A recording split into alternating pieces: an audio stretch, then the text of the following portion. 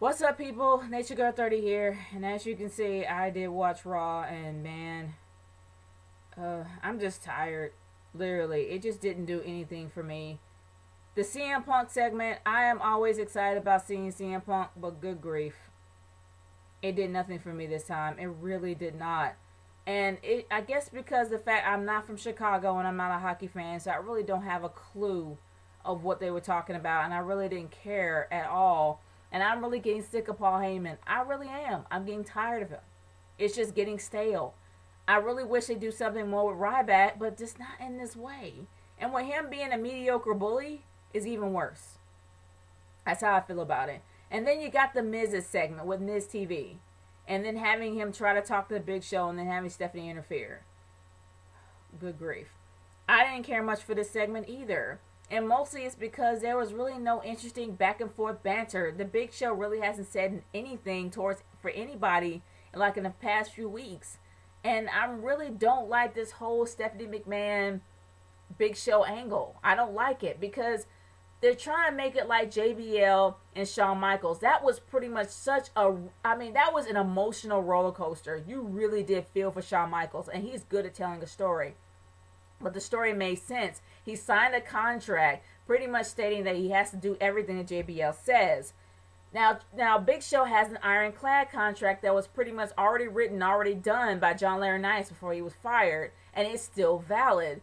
But I don't think there's anything on the contract even mentioning Stephanie McMahon. So how on earth is he still her lackey when honestly she really doesn't have any grounds to fire him because he's really not doing anything in breach of contract. He is actually doing his job. But either or, it's just a storyline that has so many plot holes that you probably step through a ton of them. But it's just something that just really does bug me. But I will say one thing about Stephanie McMahon's new character. And I'm saying new because I know for the last review that I just had, honestly, I've been giving her a lot of flack about her being her old, annoying 25-year-old self from the McMahon-Helmsley era.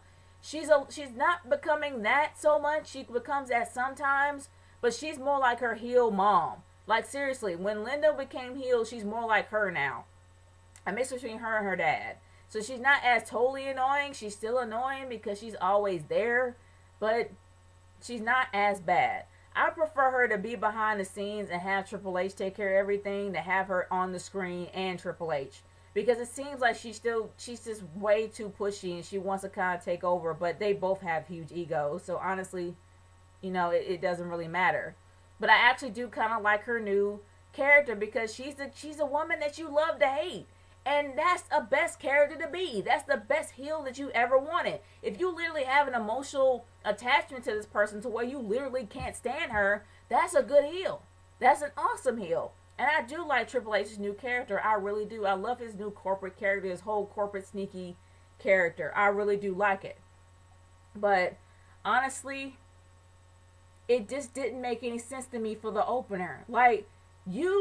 Triple H literally admonished Vicky Guerrero for making that 11-on-3 match. And then they turn around and do the exact same thing on Raw. And he had a legitimate reason why not to do it. But then with having that reason out, why did he turn around and have it on Raw? Knowing that it's pretty much you're on the cusp of an uprising. So why have an 11-on-3 match with the guys that helped out Daniel Bryan? And even when RVD spoke out, it's a given that there was an uprising on your hands. Why are you going to up and do that? It just makes no sense. For the whole storyline angle, that is. It just didn't make any sense when you knew that it may create something bad. But either or, the guys that actually did kind of were involved with Daniel Bryan had their own matches throughout the night. And there are a few matches that I am going to touch on. Maybe not all of them because I didn't care that much about all of them. So I'm just going to talk about the few that did interest me a little bit. I will say this. Kofi Kingston has been hungry to move out of mid-card for a very, very long time, and it showed in the match that he had with Alberto Del Rio. He has so many opportunities to win, but let's face it, we knew he wasn't going to, but he put on a really great match, and I hope he has the opportunity someday. And it just makes me sad how he's just stuck where he is, and he can't move up because of stupid Randy Orton. And speaking of Randy Orton, good grief. Why on earth are you going to have five guys in their own random matches, and then you're gonna have a few guys in their own random matches, and then you're gonna have three of them that's gonna be chosen by the WWE Universe on the WWE app of who is going to be Randy Orton's opponent. We all knew it was going to be RVD. What was with the other two? Seriously, just say RVD. Straight up, RVD. That's it. But honestly, it wasn't a bad match to see RVD versus Randy, but I just didn't really care.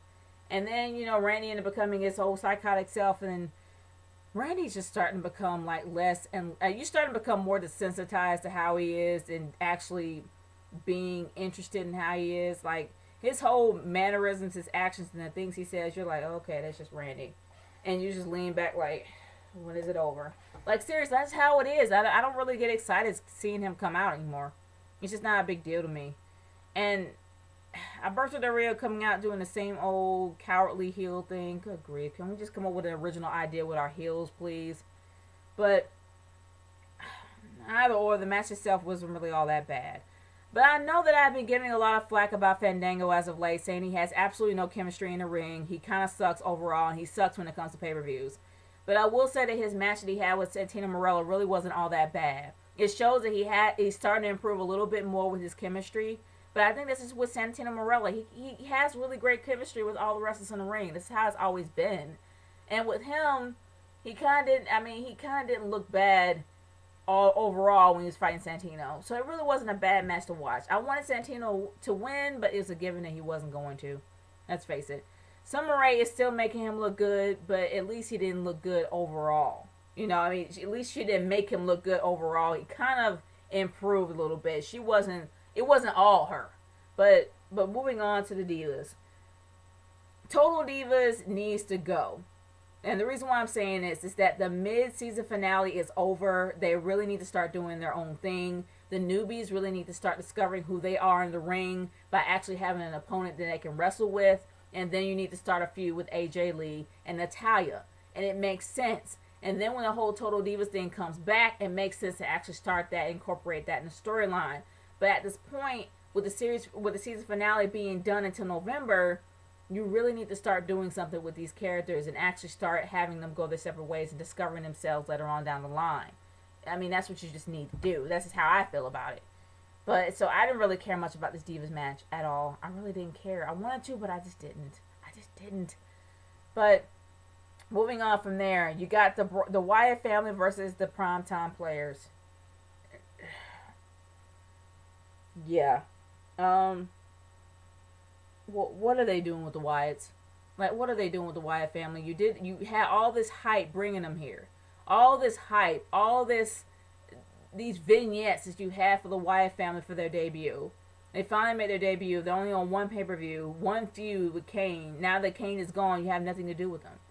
You had nothing to do for them. Like, they're just in random matches. There's so much you can do with the Wyatts. You can have the Wyatts go freaking ballistic and literally just take out everybody in the WWE into where you have one guy standing up for them. But then that's going to take away from the whole corporate storyline, so I kind of understand why they're not doing anything with them right now. Even though I wish they would do something. But, overall, guys, I really didn't care much about this Raw. As you can see, I'm just exhausted even talking about it. It was that emotionally draining. But I'm curious to hear how you guys feel about Raw. Leave a comment in the comment section below or send me a video response on how you feel Raw was. Are you just as drained as I am, or are you excited about what's going to happen next week? This is Déjà 30 signing off. Peace out. Later.